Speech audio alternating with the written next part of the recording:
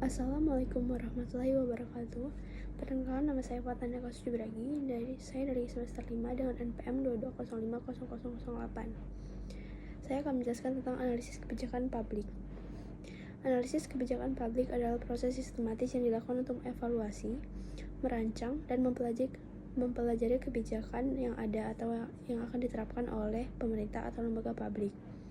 Tujuan analisis sendiri kebijakan publik adalah untuk memahami berbagai aspek kebijakan tersebut, baik dari sisi tujuan, implementasi, dampak, maupun hasil yang dicapai. Dan berikut ada penjelasan melalui komponen dalam analisis kebijakan publik. Yang pertama ada identifikasi masalah.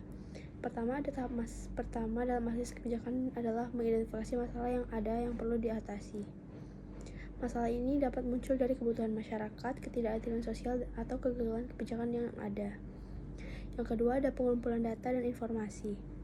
Selanjutnya, setelah masalah diidentifikasi, langkah selanjutnya adalah mengumpulkan data yang relevan. Yang ketiga, penyusunan alternatif kebijakan. Analisis kebijakan mencakup penentuan berbagai alternatif kebijakan yang dihadapi. Alternatif ini bisa meliputi kebijakan baru atau modifikasi kebijakan yang sudah ada. 4. Evaluasi dampak dan analisis kebijakan manfaat. Pada tahap ini, setiap alternatif kebijakan dianalisis secara mendalam dengan mempertimbangkan berbagai dampak yang mungkin timbul, baik positif maupun negatif, serta biaya yang diperlukan.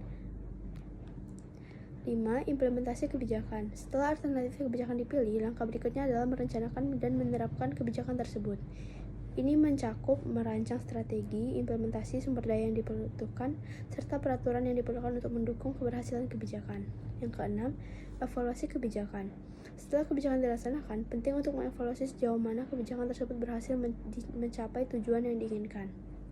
Yang ketujuh, rekomendasi dan perbaikan. Berdasarkan hasil evaluasi, analisis kebijakan memberikan rekomendasi tentang bagaimana kebijakan tersebut dapat diperbaiki atau ditingkatkan. Rekomendasi ini bisa mencakup perubahan dalam kebijakan yang ada atau bahkan pembatalan kebijakan yang tidak efektif. Berikut ada pendekatan dalam analisis kebijakan publik, yaitu pendekatan rasional. Pendekatan rasional mengutamakan keputusan yang didasarkan pada analisis logis objektif untuk mencapai tujuan yang diinginkan. Yang kedua ada pendekatan inkremental. Kebijakan ini disusun dengan diterapkan sedikit demi sedikit dengan perubahan kecil dari kebijakan yang ada. Yang ketiga, ada pendekatan politik. Pendekatan ini menganggap kebijakan sebagai hasil dari perundingan dan kompromi antara kebijakan aktor politik dan kepentingan. Secara keseluruhan, analisis kebijakan publik berfungsi untuk memastikan bahwa kebijakan yang diterapkan efektif, efisien, dan dapat menghasilkan hasil yang sesuai dengan harapan masyarakat. Analisis ini melibatkan berbagai disiplin ilmu seperti ekonomi, sosiologi, politik, dan administrasi publik.